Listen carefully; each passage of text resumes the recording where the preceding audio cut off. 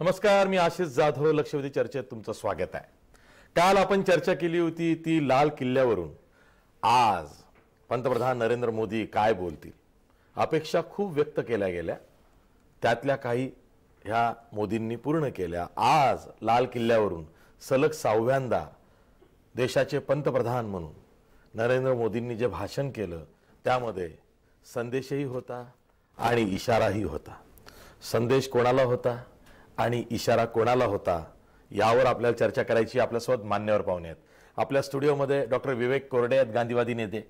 त्याचबरोबर आपल्यासोबत धनराज वंजारी आहेत, वंचित बहुजन आघाडीचे उपाध्यक्ष आहेत, अभ्यासक आहेत. त्याचबरोबर आपल्यासोबत काँग्रेसचे प्रवक्ते अतुल लोंढे आहेत. तसंच आपल्यासोबत भाजपचे प्रवक्ते विश्वास पाठक आहेत. मी चर्चा सुरू करण्यापूर्वी आज नरेंद्र मोदी लाल किल्ल्यावरून बोलताना 73व्या स्वातंत्र्य दिनी जे भाषण केलेलं आहे त्यामध्ये 3 मुद्दे प्रामुख्याने ते बोललेले आहेत. पहिला मुद्दा अर्थात खूप महत्त्वाचा आहे. तिन्ही सैन्य दलाला एक संरक्षण प्रमुख द्यायचा, म्हणजेच चीफ ऑफ डिफेन्स स्टाफ देण्याची घोषणा ही नरेंद्र मोदींनी केली. ती का केली हे काळच सांगेल, पण त्यांची भूमिका त्यांनी आज ही घोषणा करताना मांडली. काय म्हणालेत बघा. आज नरेंद्र मोदींनी पाकिस्तानचं नाव घेतलं नाही, पण पाकिस्तानला अनेक वेळा इशारा दिला. जम्मू काश्मीरमधून आर्टिकल 370 जे हटवलं गेलं त्याचा विरोध करणाऱ्यांचा त्यांनी निषेध केला, त्यांच्या शैलीत केला. आणि ते काय म्हणालेत बघा. छोटं कुटुंब हीच देशभक्ती म्हणत पंतप्रधान नरेंद्र मोदींनी लोकसंख्येला आवर घालण्यासाठी काहीतरी केलं पाहिजे. भविष्यातला हा एक मोठा धोका या लोकशाहीला आहे असं ते म्हणालेले आहेत. त्यामुळे भल्या भल्यांची झोप उडालेली आहे. लोकसंख्येला घेऊन, छोट्या कुटुंबाला घेऊन, छोटं कुटुंब हीच देशभक्ती आहे सांगत मोदी काय म्हणालेत बघा. दरम्यान पाकिस्तानचे पंतप्रधान यांचं ताजं विधान हे प्रसिद्ध झालेलं आहे. त्यांनी अशी घोषणा केलेली आहे किंवा असे संकेत दिलेले आहेत किंवा तसं स्पष्ट केलेलं आहे, जाहीर केलेलं आहे. त्यांचं ते वक्तव्य आहे. ते असं म्हणतायत की भारत जम्मू काश्मीरमध्ये नरसंहाराच्या तयारीत आहे. त्याचवेळी भारत पाक सीमेवरती पाककडून शस्त्रसंधीचं उल्लंघन झालं, त्यामध्ये गोळीबार झाला आणि प्रत्युत्तरादाखल भारतीय सैन्याने गोळीबार केला असता 3 पाकिस्तानचे जवान हे ठार झालेले आहेत. मी आज नरेंद्र मोदी लाल किल्ल्यावरून जे बोलले त्यावर तर चर्चा करणारच आहेत, पण जे बोलले नाहीत त्यावर अधिक चर्चा करणार आहे. मी थेट जातोय विश्वास पाठक यांच्याकडे, भाजपचे प्रवक्ते आहेत. विश्वास पाठक, नरेंद्र मोदींनी 92 मिनिटं भाषण केलं. मला असं वाटतं आत्तापर्यंतची जी 6 भाषणं झाली त्यातलं हे सर्वात मोठं भाषण होतं आणि ते स्वाभाविक होतं की 1.5 तास ते बोलतील, कारण दुसऱ्यांदा सलग 5 वर्षाची टर्म कालावधी पूर्ण करून मोदी पंतप्रधान बनलेले आहेत. त्यांचं या दुसऱ्या पर्वातलं हे पहिलं लाल किल्ल्यावरूनचं म्हणजे झेंडावंदनाच्या दिवशी केलेलं ध्वजारोहण म्हणतो. मला काल असं सांगण्यात आलं की 26 जानेवारीला आपण झेंडावंदन करतो आणि 15 ऑगस्टला ध्वजारोहण असतं. म्हणजेच आज ध्वजारोहणानंतर जे भाषण लाल किल्ल्यावरून नरेंद्र मोदींनी केलं त्यामध्ये जे मुद्दे आलेले आहेत ते तर महत्त्वाचे आहेतच, पण ज्यांना थोडासा स्पर्श केला, बरंच काही सांगितलं नाही, जे सांगायचं राहून गेलं हे त्याहूनही महत्त्वाचं होऊ शकलं असतं असं अनेकांना वाटतं. विश्वास पाठक.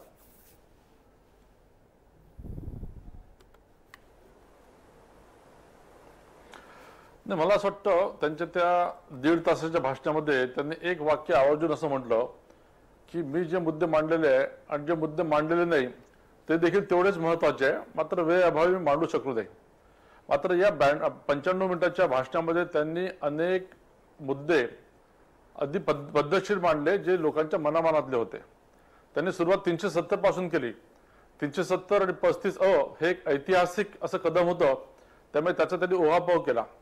हे करताना कालच्या चर्चेमधनं आपण एक भीती अशी व्यक्त केली होती की इम्रान खानने जे संघाचं नाव घेतलं, गोळवलकर गुरुजींचं नाव घेतलं आणि बरेच भाषणामध्ये त्यांनी केवळ भारताबद्दल बोललं, त्याच्यावर मोदीजी काहीतरी बोलतील. मला वाटतं एक चांगलं डिप्लोमॅसी म्हणावं लागेल. मोदीजींनी त्यांचा उल्लेख देखील केला नाही, त्यांना टोटली इग्नोर केलं. किंबहुना अफगाणिस्तानच्या त्यांच्या स्वातंत्र्य दिनासाठी त्यांनी आगाऊ शुभेच्छा दिल्या. ते करत असताना आपल्या इंडस्ट्रीच्या माध्यमातून जे लोक आपली वेल्थ क्रिएट करतात त्या वेल्दी लोकांना देखील त्यांनी सलाम केला की तुम्ही जर वेल्थ क्रिएट कराल, तुम्ही जर बिझनेस कराल तर त्याच्यामधनं आपला 5 ट्रिलियनचा जो हे आहे संकल्प आहे तो पूर्णच होणार आहे. आणि 5 ट्रिलियन त्यांनी परत ठासून सांगितलं की 2014 पर्यंत आपण जवळजवळ 65 वर्षामध्ये केवळ 2 ट्रिलियन पर्यंत आपली इकॉनॉमी गाठली होती. ती आपण जर पुढच्या 5 वर्षामध्ये 5 ट्रिलियन गाठू तर ते आपल्या देशाच्या भल्याचंच आहे. आणि परत सांगतो की आता याच्यावर नक्कीच विरोधकांकडनं परत ते कॅल्क्युलेशन मांडलं जाईल, त्याचं अंकगणित कंपाऊंडिंग हे सगळं मांडलं जाईल. मी परत तेच म्हणतो की 5 ते 7 वर्ष लागले तरी 5 trillion economy is very big jump. किंवा 5 वर्षामध्ये आपण 4.5 ट्रिलियन केलं तरी ती देखील एक मोठी व्यवस्था राहील. आणि मला असं वाटतं की अशा प्रकारचा ऑब्जेक्टिव्ह घेऊन चालणारा हा एक नेता आहे. हे करत असताना त्यांनी इकॉनॉमीला परत उभारी देण्यासाठी 2-3 मुद्दे मांडले. ते आपल्याला फार असे सोपे वाटतात, मात्र मोदीजी जेव्हा बोलतात त्याच्यामध्ये बरंच काही दडलेलं असतं आणि लोक जेव्हा प्रतिसाद देतात तर त्याच्यात इकॉनॉमीला देखील उभारी येणार आहे. जसं त्यांनी असं म्हटलं की गावागावांमध्ये कोणी साड्या तयार करतं, कोणी काही आपल्याला वस्तू तयार करतं. या वस्तूंना आपण अजून मोठ्या प्रमाणात चालना देऊन त्याचं जर एक्सपोर्ट केलं तर आपलं एक्सपोर्ट वाढणार आहे. त्याचबरोबर त्यांनी टुरिझमच्या बाबतीत एक चांगली संकल्पना मांडली की प्रत्येकाने पुढच्या 5 वर्षामध्ये 15 ठिकाणं जर व्हिजिट केले त्याने टुरिझम निर्माण होईल, इन्व्हेस्टमेंट येईल, बऱ्याचशा गोष्टी पुढे जातील. नंतर त्यांनी हा देखील तिन्ही सैन्य दलांचा जो प्रमुख हा 1999 पासूनचा एक पेंडिंग विषय होता. एक कारगिल युद्धानंतर समितीचं गठन झालं होतं आणि त्या समितीच्या माध्यमातून हे रिकमेंड केलं होतं की आत्ताचे जे चेंजिंग स्वरूप आहे युद्धाचे, ज्या प्रकारे आपल्याला प्रोएक्टिव्हली फास्ट क्विकली आपल्याला रिस्पॉन्स करायचं असतं त्याच्यासाठी एक प्रमुख असणं आवश्यक आहे. एका एक्सपर्ट कमिटीने म्हटलेलं आहे. त्यामुळे मला वाटतं त्या एक्सपर्ट कमिटीपेक्षा आपण मोठे नसावे असं मला वाटतं. त्याची त्यांनी घोषणा केली आणि त्यांनी एक फार महत्त्वाचा मुद्दा म्हटला की आम्ही कोणची गोष्ट पेंडिंग ठेवत नाही, निर्णय घ्यायला घाबरत नाही आणि जे काही आहे ते निर्णय घेऊन आम्ही पुढे जातो. मला असं वाटतं की आजचं भाषण हे देशाला आश्वासक होतं. आंतरराष्ट्रीय स्तराच्या दृष्टीने देखील फार चांगली त्यांनी एक संदेश त्याच्यातनं दिलेला आहे. ठीक आहे, मी विरोधकांकडेच जातो तुमच्या, म्हणजे काँग्रेसचे प्रवक्ते अतुल लोंढे यांच्याकडे. अतुल लोंढे, 5 ट्रिलियन अर्थव्यवस्था करायची ती अगदी 5 वर्षात शक्य आहे असंही मोदी म्हणाले. उद्योग जगताला प्रोत्साहन देण्याची आमची भूमिका आहे, त्यांच्याकडे संशयानं बघण्याची नाही किंवा त्यांनी तशी भीतीसुद्धा बाळगू नये असंही मोदी एका ठिकाणी म्हणाले. पण भारतीय अर्थव्यवस्था आज ज्या मंदीच्या छायेतून चाललेली आहे तिला उभारी देण्यासाठी आपण काय करणार आहोत? जे बेरोजगार आहेत त्यांची संख्या वाढते आहे, त्यांच्यासाठी आपण काय देणार आहोत हेही ते सांगायला विसरले. किंबहुना अनेक ठिकाणी ज्यांचे रोजगार आहेत तो स्किल्ड लेबर आहे, स्किल्ड ह्युमन रिसोर्स आहे, त्याचा रोजगार चाललाय, म्हणजे त्याची गळती होते, ती थोपवण्यासाठी आपण काय करणार आहोत हे सुद्धा सविस्तरपणे काय आलेलं नाही. तुम्ही विरोधक म्हणून पुन्हा तोच मुद्दा पुढे कराल की 92 मिनिटांच्या भाषणातून जनतेला काय मिळालं, तर जनता निराश आहे, नाराज आहे, हेच तुमचं म्हणणं आहे.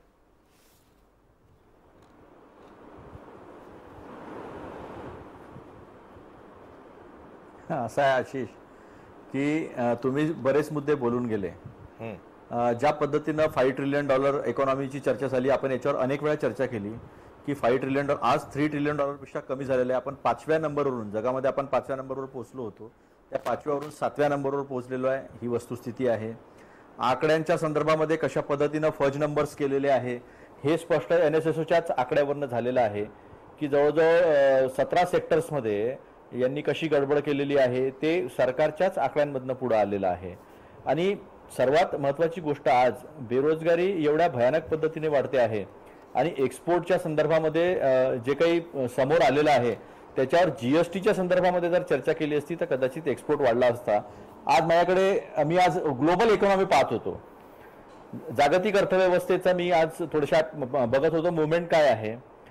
आणि जागतिक अर्थव्यवस्थेशी इन ट्यूनमध्ये भारताची अर्थव्यवस्था जी आहे ती दिसत नाही आहे, कारण की एक्सपोर्ट जो आहे तो सातत्याने ड्रॉप होतो आहे आणि रुपया जो आहे, आपला रुपया जो आहे जो सांगत होते ते की 35 रुपये असला पाहिजे, तो ICU मध्ये आहे. 58 रुपये असताना, 58 रुपये डॉलरला असताना तो ICU मध्ये होता. आता तो 70च्या पुढे आहे सातत्याने, तर तो मात्र स्वस्त आहे. म्हणजे हे कॅल्क्युलेशन आता हे भाजपच देऊ शकते. जगामध्ये असलं दुसरं कुठलं कॅल्क्युलेशन कोणी देऊ शकत नाही. आणि बेरोजगारी वाढण्याचे दोन सेक्टर आहेत जे कॅल्क्युलेशन इकॉनॉमिस्ट अर्थशास्त्रज्ञांनी जे केलेले आहे ते असं सांगतात की सर्वात कमी पैशामध्ये जास्त रोजगार देणारं सेक्टर रिअल इस्टेट आहे आणि त्याच्यानंतर टेक्स्टाईल आहे. आज जरा एकदा सुरतमध्ये जाऊन यावं आणि बघून यावं की टेक्स्टाईलची काय अवस्था झालेली आहे. Almost 80% of the textile business in Surat is wiped out. संपलेला आहे व्यवसाय, 80% व्यवसाय संपलेला आहे. रिअल इस्टेटची तर काय अवस्था आहे, मी स्वतः त्या व्यवसायामध्ये आहे, त्यामुळे आता जी झळ आहे ती सगळ्या लोकांना ती सातत्यानं पोहोचते आहे. आणि कोर सेक्टर 0.02 म्हणजे हे आकडे मी देतो तर लोकांना असं वाटतं की आकडे देतो, पण सत्य जे आहे ते आकड्यातूनच पाहावं लागेल. तर कोर सेक्टरमध्ये काय आहे तर कोल आहे. कोर सेक्टरमध्ये काय आहे तर फर्टिलायझर आहे, ॲल्युमिनियम आहे, सिमेंट आहे, फर्टिलायझर आहे. हे जे कोर सेक्टर आहे हेच बुडलं आहे. मॅन्युफॅक्चरिंग बुडलं आहे. सगळ्यात मोठी गोष्ट म्हणजे डिमांडची गोष्ट करतात, मागणी. म्हणजे मी आज एका ठिकाणी गेलो होतो कार्यक्रमाला, तिथे विचारलं की मागच्या 2 वर्षात 50,000 रुपयापेक्षा जास्तीची वस्तू तुम्ही विकत घेतली आहे का, कारण इन्फ्लेशन जोडलं तर 10,000ची लायकी आहे 50,000ची आजची. विचारलं असता सगळेजण माझ्याकडे बघायला लागले एकदम की मी काय बोलतोय. मग त्यांच्या लक्षात आलं की अरे हो, हे असं झालेलं आहे, कारण की आपण त्या कुठल्या वस्तू खरेदी केलेल्या नाहीये. 31% पॅसेंजर व्हेकल जे 2 व्हीलर्स आहेत किंवा 4 व्हीलर्स आहेत लोक विकत घेतात, ती खाली गेलेली आहे. आणि सर्वात महत्त्वाची गोष्ट, व्यापारासाठी जे ट्रक्स वगैरे आपण वापरतो, कॉर्पोरेट ज्याला म्हणतो आपण व्हेकल्स, ते 10% पडले आहे. 3.5 लाख लोकांच्या नोकऱ्या गेलेल्या आहे आणि 10 लाख लोकांच्या नोकऱ्या या एकट्या ऑटो सेक्टरमध्ये जाणार आहे. म्हणजे हे सगळे कॅस्केडिंग, म्हणजे एकातून दुसऱ्यावर, दुसऱ्यातून तिसऱ्यावर अशा सगळ्या परिस्थिती होत असताना नरेंद्र मोदी साहेब नक्कीच जर मेक इन इंडिया याच्या संदर्भामध्ये जर बोलले असते की मेक इन इंडियामध्ये आपण ह्या गोष्टी केलेल्या आहे आणि इज ऑफ डुईंग बिझनेस आता काय झालेलं आपल्याला माहिती आहे.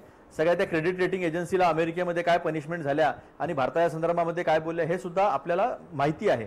त्यामुळे अर्थव्यवस्थेच्या संदर्भामध्ये जगभरातून भारतीय अर्थशास्त्रज्ञ सुद्धा जे देब्रोतो जे आहे एक आर्थिक सल्लागार सदस्यांपैकी एका भारताच्या, त्यांनी सुद्धा स्वतः चिंता व्यक्त केलेली आहे. अरविंद सुब्रमण्यम काय बोललेले आपण ते पाहिलंय. मी जे आकड्यांबद्दल बोललो होतो त्यांनीच बाहेर काढले, इकॉनॉमिक ॲडवायझर होते. ही अर्थव्यवस्थेची चिंता जी आहे ना ती अतिशय गंभीर आहे आणि ही गंभीर चिंता जी आहे याचं सोल्युशन कसं काढणार आहे, कारण की हे बाकी सगळे जे डोस आहे ज्याच्यावर आपण रोज चर्चा करत असतो, हे डोस जास्ती असतात 1.5-2 वर्ष चालणार आहे. याच्यानंतर हे डोस चालणार नाही. 2 करोड लोक जे आहे ते दरवर्षी जॉब सेक्टरमध्ये येतात आहे, जॉब मार्केटमध्ये येतात आहे आणि त्याचा आपल्या जो काही सोल्युशन नाही. पण आशिष, एक गोष्ट मी नक्की मानेल की त्यांनी आज लोकसंख्येच्या संदर्भामध्ये जे बोलले ते योग्य आहे. लोकसंख्येवर आपण आता कंट्रोल केला पाहिजे. जसं पहिले कुटुंब नियोजन होतं, तर कुटुंब नियोजनामध्ये सक्ती झाल्यानंतर बरेचसे त्याच्यावर ऑब्जेक्शन उचलले गेलेले होते, आक्षेप खूप घेतले होते. त्यात भाजपचे लोक, जनसंघाचे लोक फार आघाडीवर होते त्या गोष्टीमध्ये. मग त्याला कुटुंब कल्याणमध्ये कन्व्हर्ट करण्यात आलं की जास्तीत जास्त आरोग्याच्या सोयी, शिक्षणाच्या सोयी या लोकांपर्यंत न्यायच्या. 20 कलमीमध्ये पण त्याला घेतलं होतं आणि मग लोकांमध्ये जनजागृती करून आपण लोकसंख्या नियंत्रित केली पाहिजे. पण आणि संजय गांधींचा 5 कलमी कार्यक्रम सांगा की सुविधा वाढल्या निमित्तानं ज्या स्पीडनी मृत्यूदर कमी झाला. हो, मी सांगितलं ना तुम्हाला, कुटुंब नियोजन आणि कुटुंब कल्याण याच्यातलं अंतर मी सांगितलं ना तुम्हाला, आणि जनसंघाने कशी भूमिका घेतली तेही सांगितलं. त्याच्यावर इलाज नसबंदी का, ज्या लोकसंख्येमध्ये नसबंदी संजय गांधींनी जो सांगितला आणि जो राबवला, नाही असा आहे आशिषजी की ते निर्णय जे आहे कुटुंब नियोजन पासून कुटुंब कल्याण पर्यंत आपण लोकांना विश्वासात घेऊन लोकांमध्ये जनजागृती करून केलं पाहिजे. ह्या निर्णयाची सुधारणा त्या 1 वर्षातच झाली होती. म्हणजे आपण जर व्यवस्थित ते पाहिलं तर आज मृत्यूदर आणि जन्मदर याच्यामधला अंतर जे आहे ते वाढलेलं आहे. त्यामुळे जन्मदराच्या संदर्भामध्ये आज मोदीजी बोललेले आहेत, तर ती गोष्ट जी आहे ती सगळ्या भारतीयांनी लक्षात घेण्यासारखी आहे. याच्यामध्ये दुमत असण्याचं काही कारण नाही आहे. त्यामुळे मूळ जे आहे, आज देशाला जर कुठली चिंता आणि कुठल्या गोष्टीवर चर्चा जर करायची असेल तर अर्थव्यवस्थेवर करावं लागेल. शेवटी असं आहे, हर दिल की बात पेट से जाती है. पेट अगर भरा होगा तो दिल की बात होगी, तो दिमाग से बात होगी. अगर पेट खाली है तो दिमाग जो है वो काम नहीं करेगा और दिल भी एक दिन काम नहीं कर पाएगा. सारी बातें पेट पे आके रुकने वाली है. सर्व काही जे आहे ते भूकेवर थांबणार आहे. त्यामुळे विकासाचं चक्र जे आहे ते 5.8% Ease of living हा शब्दप्रयोग दिसायला सुद्धा लागलेला नरेंद्र आहे. मोदींनी त्याच्यावरची केलेला आहे. चर्चा जी आहे ती जास्त महत्वाची आहे. की सर्वसामान्यांचं जीवनमान उंचावणं हे सुद्धा आपलं एक ध्येय आहे असं नरेंद्र मोदी म्हणाले. आपल्यासोबत ॲडव्होकेट धनराज वंजारी आहेत, वंचित बहुजन आघाडीचे उपाध्यक्ष आहेत, अभ्यासक आहेत. सर, नरेंद्र मोदी 1.5 तास बोलले. 1.5 तास त्यांचं भाषण प्रत्येक भारतीय ऐकणारच, कारण त्यांचं भाषण हे प्रभावी भाषण आहे. त्यांची स्वतःची एक वक्तृत्व शैली आहे. त्याही पलीकडे जाऊन लाल किल्ल्यावरनं पंतप्रधान जेव्हा देशाला संबोधित करतो तेव्हा तुम्हा आम्हा सर्व भारतीयांचं ते कर्तव्य आहे की पंतप्रधान आपल्याला पुढचा रोडमॅप काय देत आहे. तुम्हाला असं वाटतं या भाषणातून त्यांनी रोडमॅप देशासमोर ठेवलेला आहे की पुढचं वर्षभर आपल्या एकूणच प्रशासनाची, सरकार चालवण्याची, देश चालवण्याची ही दिशा असेल? नाही, रोडमॅपचं तर दर्शन लांब लांब पण होत नाही आहे. त्याच्यामध्ये एक डिस्क्रिप्टिव्ह भाषण आहे आणि म्हणूनच ते एवढं लांबलं. मुद्दे आणि मेसेज, होम टेकिंग मेसेज ज्याला आपण म्हणतो, असं जर भाषणाचं मूल्यांकन केलं तर मला विशेष त्याच्यामध्ये मेसेज दिसत नाही. हे करायचं होतं ते केलेलं आहे, ते करायचं होतं ते करायचं आहे, असं झालं पाहिजे, तसं झालं पाहिजे. आणि आता हे आर्थिक याच्यावरती बोलले तर मी त्याच्यात जाणार नाही. मी सरळ 2 मुद्द्यांवर विशेष करून आजच्या भाषणावर टिप्पणी करू इच्छितो. पहिला मुद्दा असा की जसं तू सांगितलं की चीफ ऑफ डिफेन्स स्टाफ CDSची निर्मिती केली, तशा कमिशन्स होते, तसे कमिशनचे रिपोर्ट होते.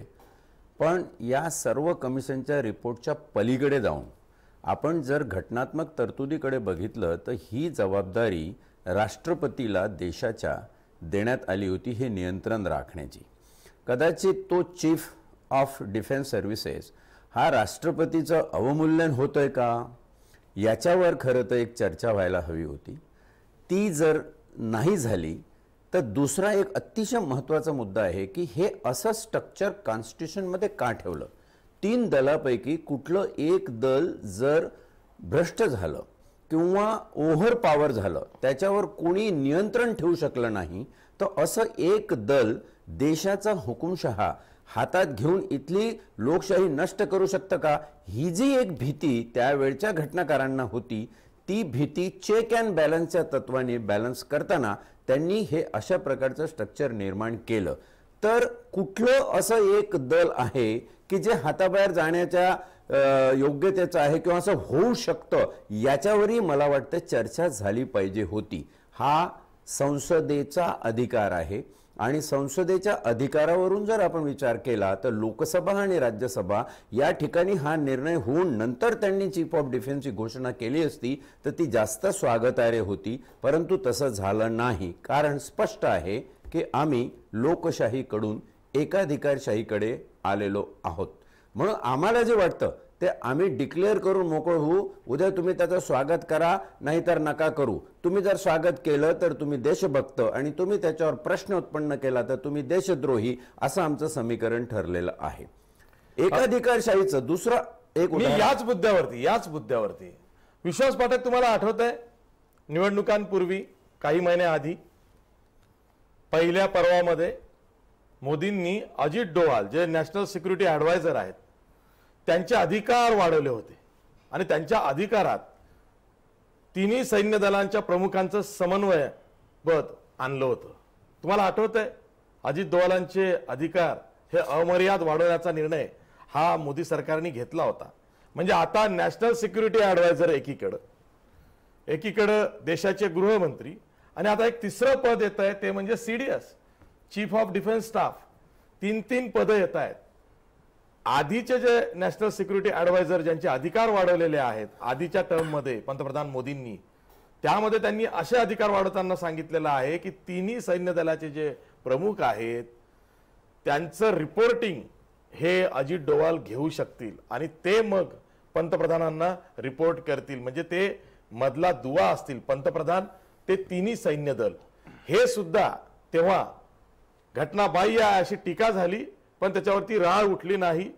लोक भीतीपोटी बोलले नसतील, फारसं लिहिलं गेलं नसेल. मला आठवत आहे ज्येष्ठ पत्रकार शेखर गुप्ता यांनीच तेवढं एक आर्टिकल त्यांच्या प्रिंटमध्ये लिहिलं होतं आणि ते बऱ्याच मराठी वर्तमानपत्रांमध्ये खास करून सकाळमध्ये छापूनही आलं होतं की अजित डोवाल यांचे जे अमर्याद अधिकार वाढवले गेलेले आहेत ते कशासाठी आहेत.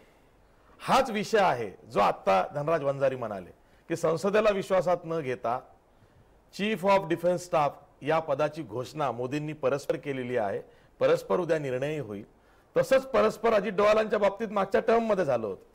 विश्वास पाठक.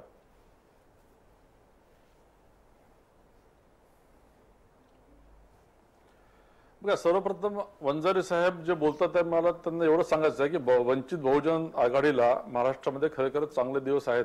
काँग्रेसपेक्षा त्यांची स्थिती चांगली आहे. फक्त त्यांनी असं काँग्रेस सारख्या विरोधाला विरोध करू नये, अन्यथा जनता त्यांना देखील नाकारेल. नाही तसं नाही. राहिला प्रश्न अपॉइंटमेंट ऑफ नाही, आपण इलेक्टिव्ह मेरिट कोणाच्या कोणत्या पक्षाच्या प्राईम मिनिस्टर तो विषय बाजूला सोडून चर्चा करूया. ऐका. आपण भारताच्या अनुषंगाने चर्चा करूया. सार्वभौम भारत, लोकशाही प्रधान भारत, सांगतो ना. या अनुषंगाने बोलूया. हा, भारताच्या अनुषंगाने बघा, माननीय नरेंद्र मोदींची एक काम करण्याची पद्धत आहे. ते स्वतः टार्गेट ठरवतात. जसं 5 ट्रिलियनचा विषय निघाला किंवा सशक्तीकरण मिलिटरीचं निघाला, तर अशा जो कोणी सीईओ असतो, आपण त्याला सीईओ म्हणू फॉर एक्झाम्पल, त्याच्यावर प्रचंड प्रमाणात प्रेशर असतं डिलिव्हरीचं, परफॉर्मन्सचं. आणि हे जे निर्णय आहेत ते सगळे ऍडमिनिस्ट्रेटिव्ह निर्णय आहेत. इथे घटनेचा काही संबंध नाही किंवा इथे पार्लमेंटचा काही संबंध नाही. प्रत्येकाचा रोल, रिस्पॉन्सिबिलिटी, नंतर त्याचं स्कोप ऑफ वर्क हे डिफाईन केलेलं असेल. त्यामुळे इथे दोवालांना देखील जागा असू शकते, नवीन सीडीएसला देखील जागा असू शकते आणि राजनाथ सिंगांना राहील. हे करताना राष्ट्रपतींचे अधिकार कमी होत नाही. राष्ट्रपती सर्वोच्च राहणार आहे. These are all administrative powers which will be delegated. एकच मिनिट मी सांगतो. नाही, म्हणून म्हणतो की सगळ्यांचे पॉवर ते त्यांच्या जागेवर राहतील. शेवटी प्राईम मिनिस्टरला तसं जर नसतं तर मग सगळे पॉवर्स प्राईम मिनिस्टरकडे का बरं एकत्रित केले असं देखील आपण म्हटलं असतं. बघा, 1947चा काळ वेगळा होता. आता 70 वर्षानंतर आपली डेमोक्रेसी मॅच्युअर झालेली आहे. आपला डीएनए हा ठरलेला आहे. आपल्याकडे असं उठाव वगैरे असा प्रकार पाकिस्तान सारखं इथे होत नाही. एक इथे सिस्टम आहे, सिस्टम ड्रिव्हन आहे. ब्युरोक्रेसीला आपल्या मर्यादेत काम करायचं आहे, पोलिसांना आपल्या मर्यादेत काम करायचं आहे. कोणी एकमेकांचे पॉवर युसर्प करू शकत नाही. ठीक आहे. अतुल लोंढे, हे एवढं सहज आणि सोपं आहे जे विश्वास पाठक सांगतायत किंवा धनराज वंजारींनी जो कन्सर्न व्यक्त केलेला आहे तो इतका सहज त्याला बाजूला सोडण्यासारखा आहे?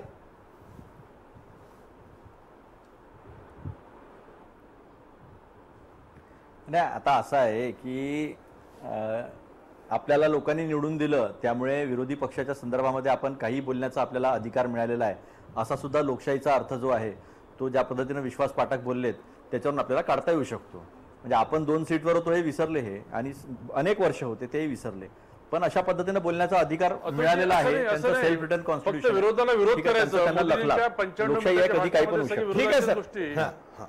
नाही नाही असं रे अतुलजी एक मिनिट, विषय तसा ऐका ना. आता ऐका ना, मी तर काही विरोध नाही केला. मी तर सत्य परिस्थिती मांडली ना. फक्त विरोधाला विरोध करणं, सत्य परिस्थिती मांडली ना मी.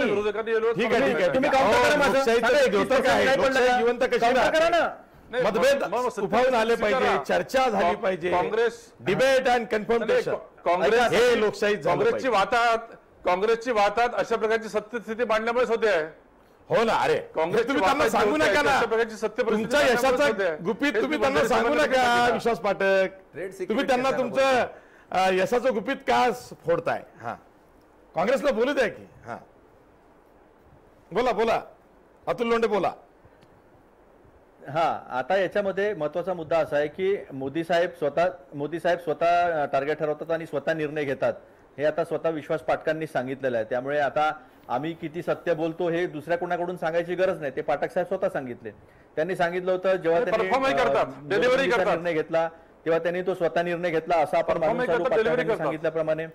हा, ऐका ना, मी सांगतो डिलिव्हरी सिस्टम तुमची आता सांगतो ना. आता त्याच्यामध्ये आता डिलिव्हरी सिस्टम झाली का, तुम्ही ठरवा. महाराष्ट्राची जनता बघते, त्यांनी ठरवावं. आणि आशिष, तुम्ही अंपायर आहे तर तुम्ही ठरवावं की जीएसटी नोटबंदी जेव्हा केली तेव्हा सांगितलं होतं की नक्षलिझम पूर्ण संपून जाईल, दहशतवाद पूर्ण संपून जाईल, किसी को कुछ मिलेगा नहीं, असे 3-4 उद्देश सांगितलेले होते. त्याच्यानंतर त्यांना पुन्हा दहशतवाद संपवण्यासाठी 2-3 निर्णय घ्यावे लागले. हे आपण पाहिलेलं आहे.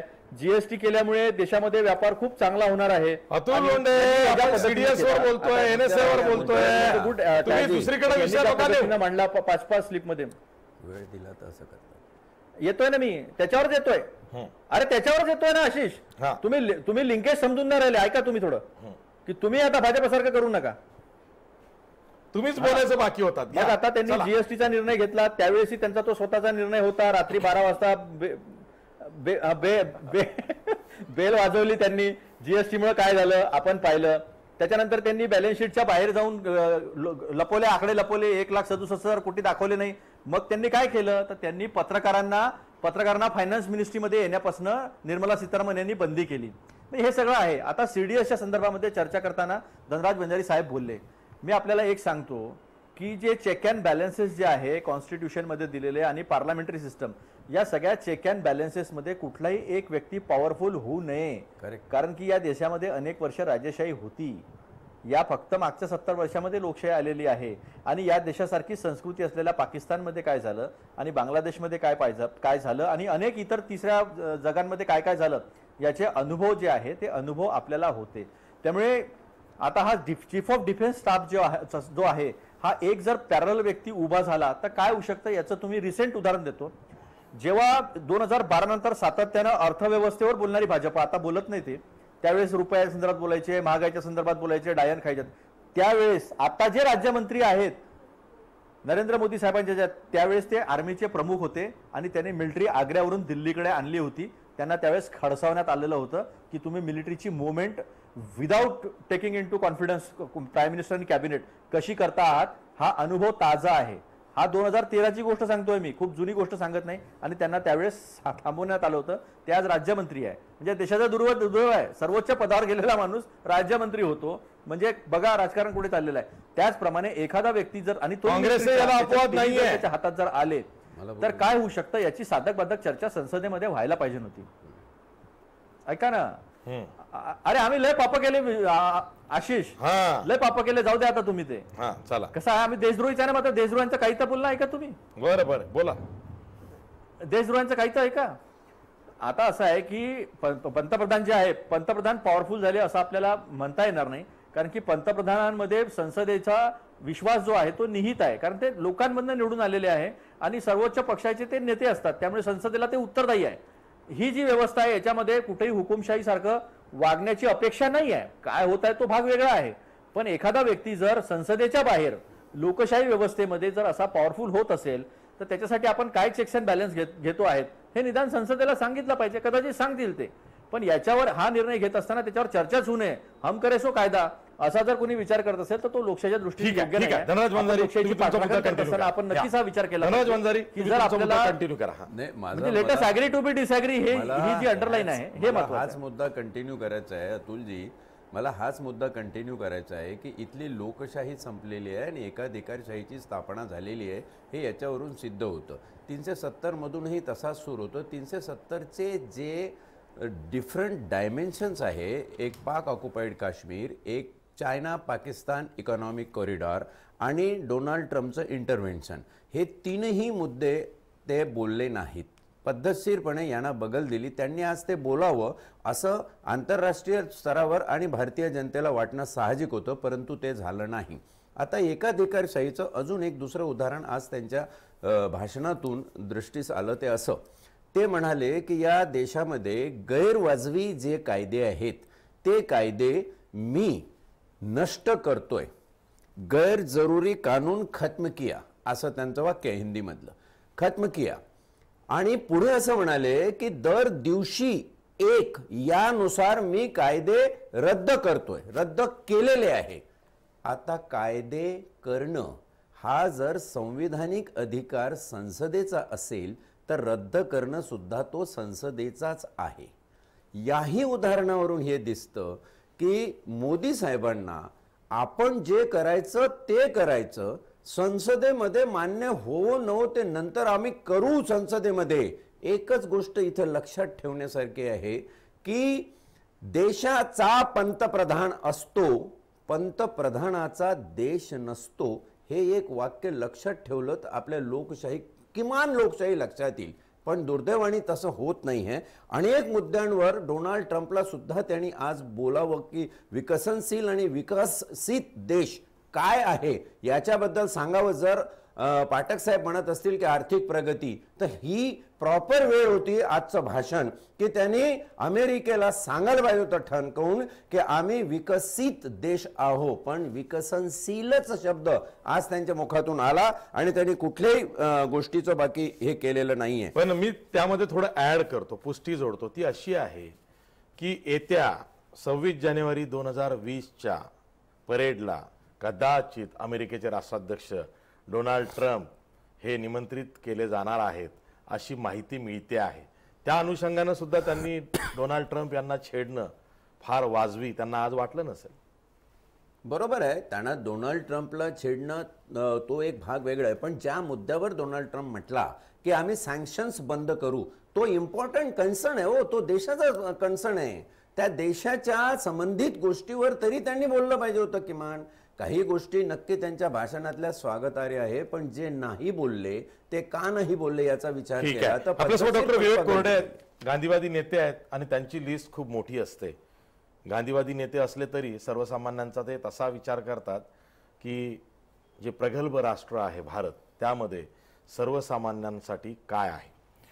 डॉक्टर विवेक कोरडे, बघा, जल जीवन मिशन या मिशनची आज घोषणा झालेली आहे. त्यातून प्रत्येक घरापर्यंत नळाचं पाणी स्वच्छ आम्ही देऊ एक संकल्प नरेंद्र मोदींनी सोडलेला आहे. आणि त्याच वेळी लोकसंख्येचा स्फोट हा भविष्यातला धोका आहे याची त्यांनी उजळणी केली आहे, पुनरुच्चार केलेला आहे. त्याचबरोबर तुमच्यासारखे जे विरोधक आहेत, जे जम्मू काश्मीरमधून ज्या पद्धतीनं 370 हटवलं गेलं, 35A हटवलं गेलं, त्याला विरोध करतात, त्या सर्वांचा त्यांनी कडाडून निषेध केलेला आहे. असं आहे की भाजपचे माननीय प्रवक्ते जसं इलेक्शन मोडमधून अजून बाहेर आलेले नाही आहेत, नेमकं तेच पंतप्रधानांचं झालंय की पंतप्रधानांचं तसं झालंय म्हणून यांचं असं झालंय हे काही समजायला मार्ग नाही आहे.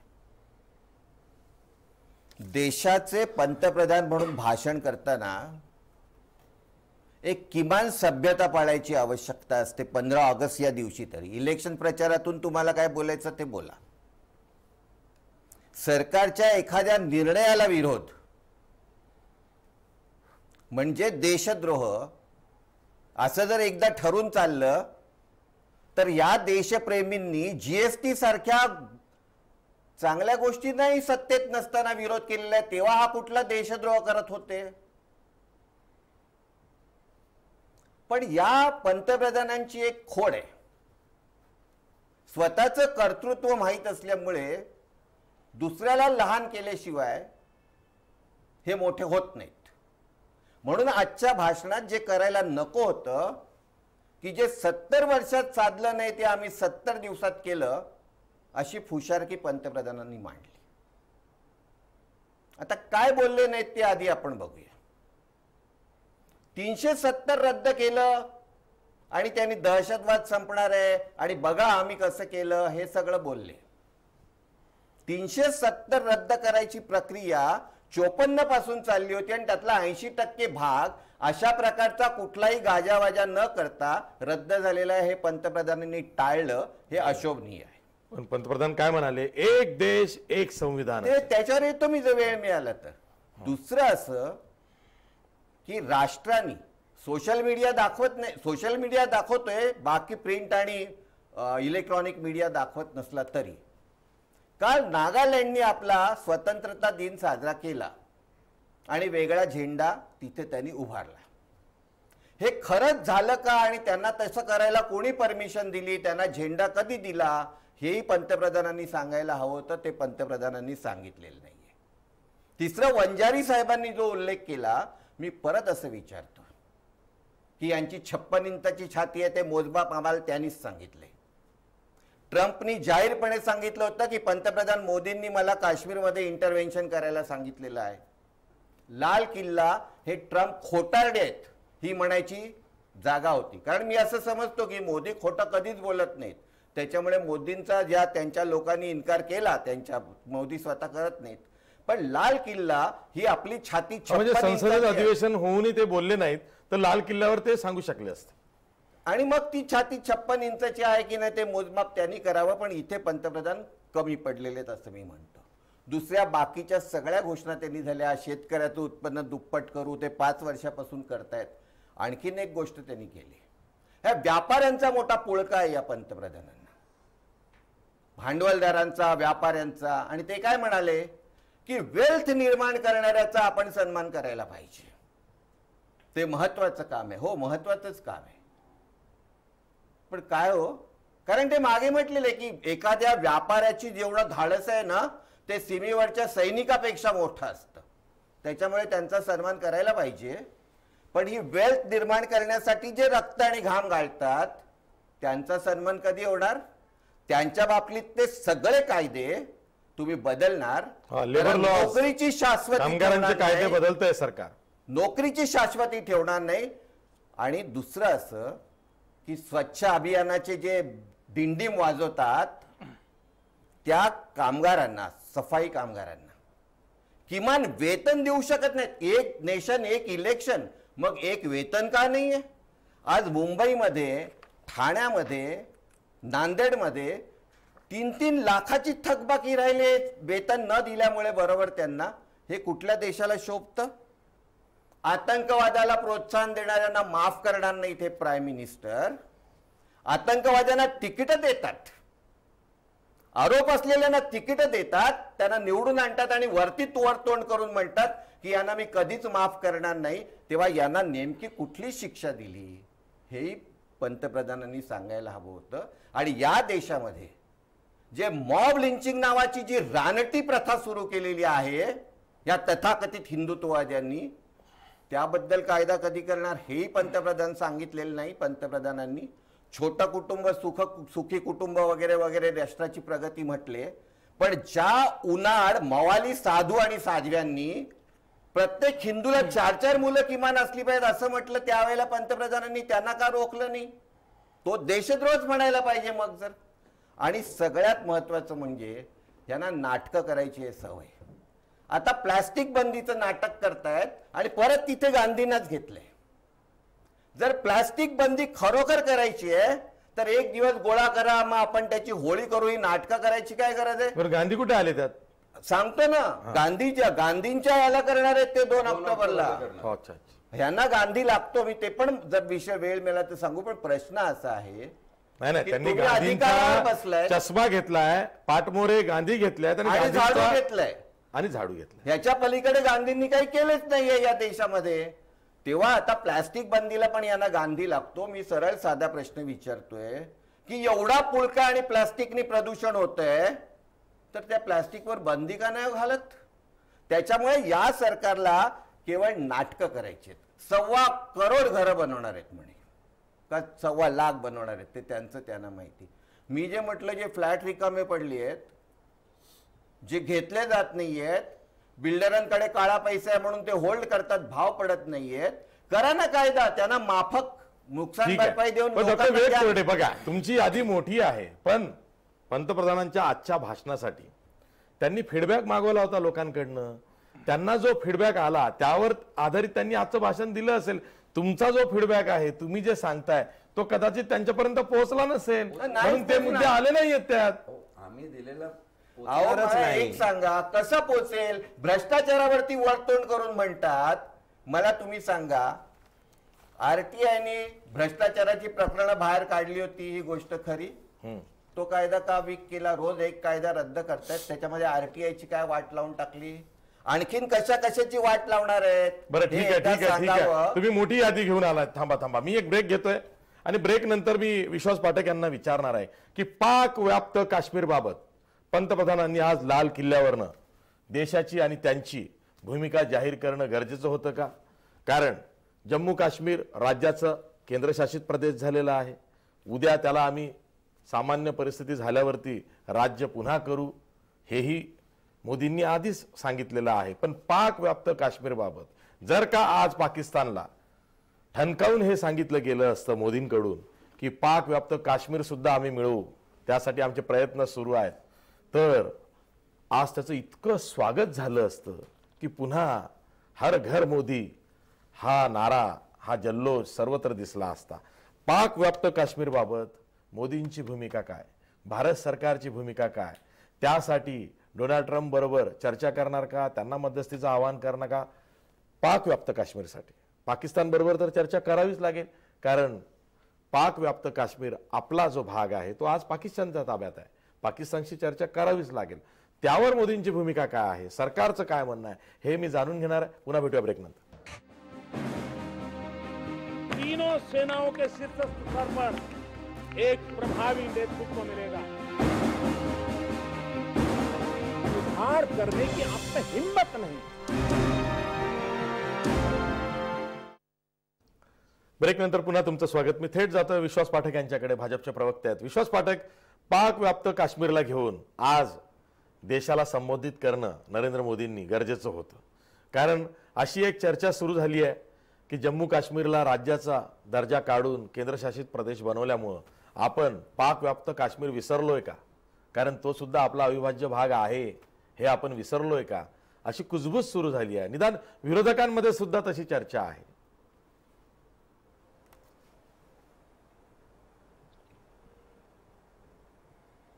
बघा, पाक पीओके हा जो विषय आहे हा बायोलॅटरल टॉकचा विषय आहे आणि बायोलॅटरल टॉकतीच आणि इंटरनॅशनल आपण सगळं प्रेशर बिल्डअप करून तो देखील विषय आपण डील करणार आहे.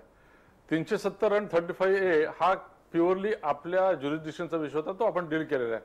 तर पीओके आपण विसरलेलो नाही, त्याच्यावर अजून सविस्तर बोल. मात्र आता आपल्याला गांधीवादी नेते जे काही बोलले त्यांचा गांधीवादाबद्दल नक्कीच चांगला अभ्यास आहे, मी त्यांचा सन्मान करतो. पण इतर विषयांवर जेव्हा ते बोलतात तर कसं हसे होतात. त्याचं उदाहरण मी आता बघितलं. मोदीजींनी एवढंच म्हटलं की 70 दिवसामध्ये आम्ही 370 एक कलम हटवलं, जे 70 वर्षात हटलेलं नव्हतं. त्यात चुकीचं काय आहे? जीएसटीचा त्यांनी मुद्दा परत मांडला. अहो, जीएसटी मध्ये मोदींनी विरोध जेव्हा केला होता तेव्हा त्यांनी हेच म्हटलं की एखाद्या राज्याला जर नुकसान झालं तर त्याला तुम्ही कसं इन्शुअर करणार. ते या सरकारने तो फॉर्म्युला मांडला म्हणून ते सिद्ध झालं. कायद्यांच्या बाबतीत वंजारी साहेब म्हणाले, अहो जे डिफंक कायदे आहे ते कायद्याच्या माध्यमातूनच बंद त्याला क्लोज करण्याची पद्धती आहे आणि त्याप्रमाणेच ते करतात. तिथे हुकुमशहा वगैरे हा काही विषय नसतो. मला असं वाटतं की विरोधाला विरोध आपल्या अंधाऱ्या चष्म्यात बघणं याला माझा विरोध आहे. पॉलिटिकल माझं भाषण नाही आहे. 370 आपण पार्लमेंट मध्येच केलं की नाही? हो, एका दिवसात झालं. असं काय करत? 370 आपण पार्लमेंटच्या माध्यमातूनच केलं होतं. सिमिलरली कायदे जे आहेत कायदे देखील पूर्णपणे त्याला नल अँड वाईड करण्याची एक पद्धत आहे, ती फॉलो होते. ती जर फॉलो झाली नाही तर तुमच्यासारखे लोक आरटीआय आणि सुप्रीम कोर्टामध्ये जाण्यासाठी सज्ज असतातच ना. त्यामुळे उगाच काहीतरी बुद्धिभेद लोक. विश्वास पाठक, मला आरटीआय विषयी सांगा ना. आरटीआय इतका डायल्यूट का झालाय? म्हणजे काय काय त्या आरटीआयने घोडं मारलं होतं? त्यातनं सरकारचा पारदर्शीपणा अधिक वाढत होता, सरकारची अकाउंटेबिलिटी लोकांप्रती वाढत होती, सरकारी खर्च कसा होतो तो कसा केला जातो याची अकाउंटेबिलिटी लोकांपर्यंत पोहोचत होती. आता हे सगळं स्टॉप होईल अशी भीती व्यक्त होते आहे, कारण तिथे जे इन्फॉर्मेशन कमिशनर असणार आहेत त्यांचा कालावधी, ते किती काळ काम करतील, त्यांना काढण्याचं सगळे काही निर्णय घेण्याची जी प्रक्रिया आहे ती केंद्र सरकारच्या हातात आलेली आहे.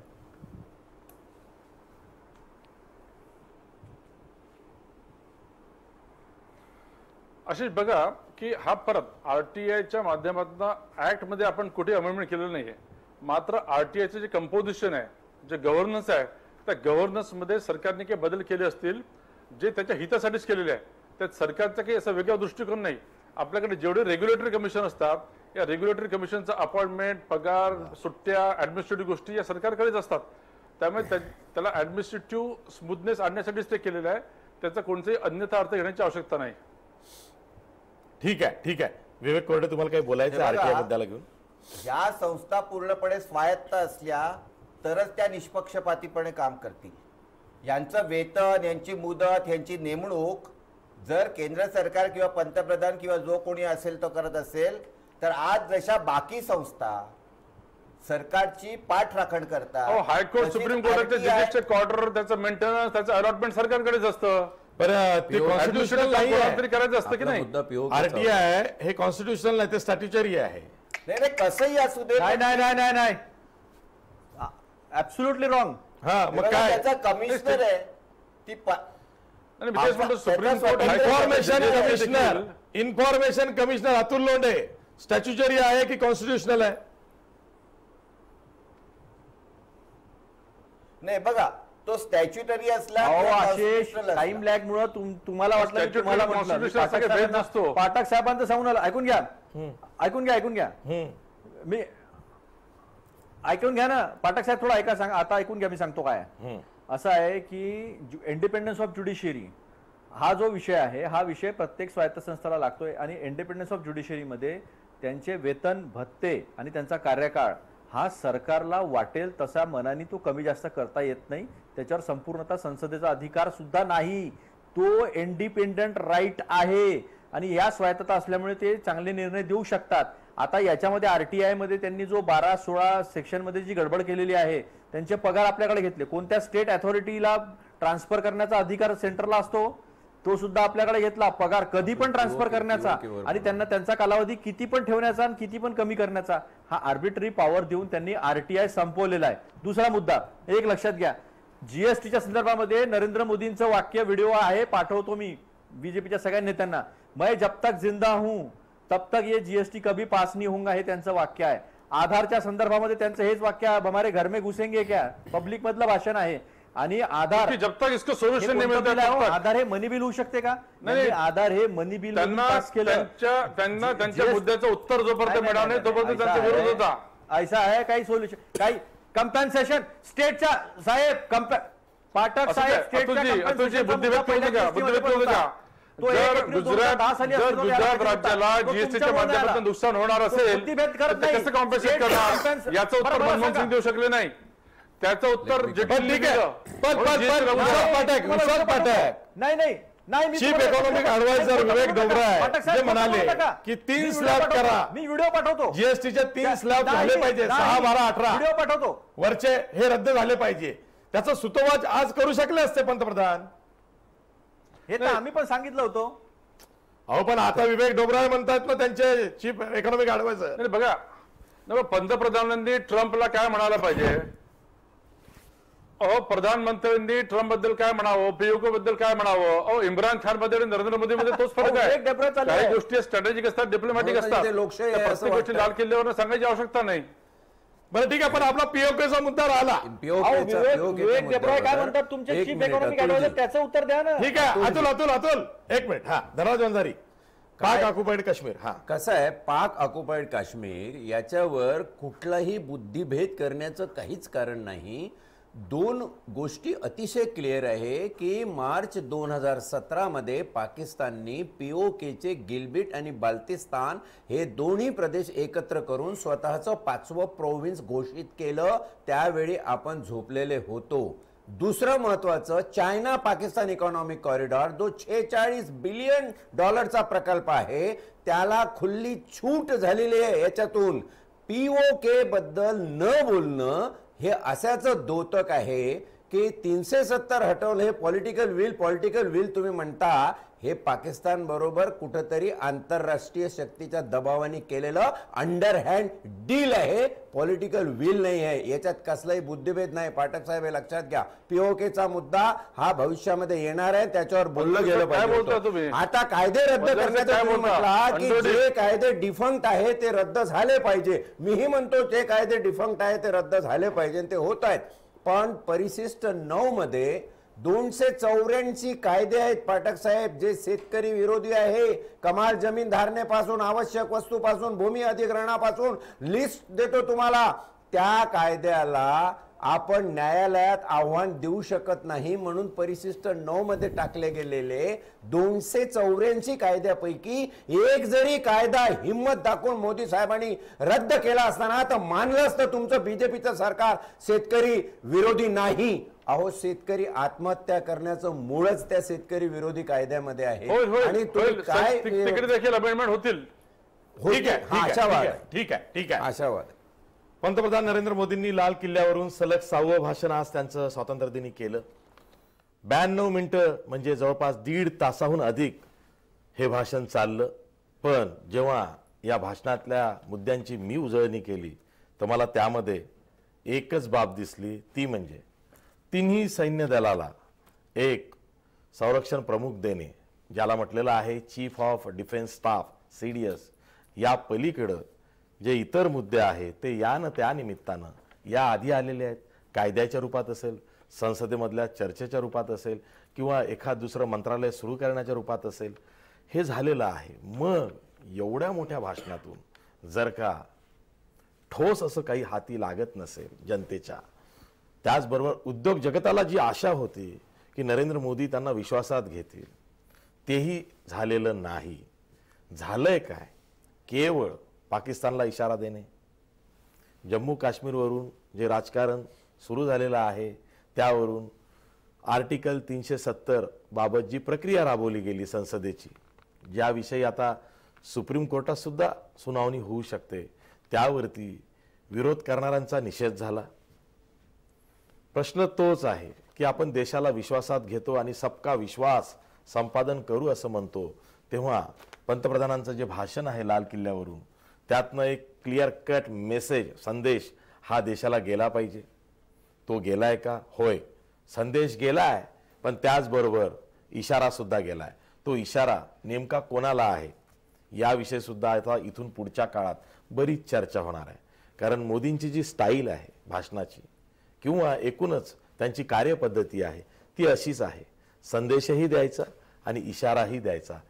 तोच कित्ता त्यांनी आजही गिरावलेला आहे, तीच पद्धत आजही वापरलेली आहे. त्यामुळे मोदी इतक्या सहजासहजी एखाद दुसऱ्या तासाच्या चर्चेतून उलगडतील असं व्यक्तिमत्व नक्कीच नाही आहे.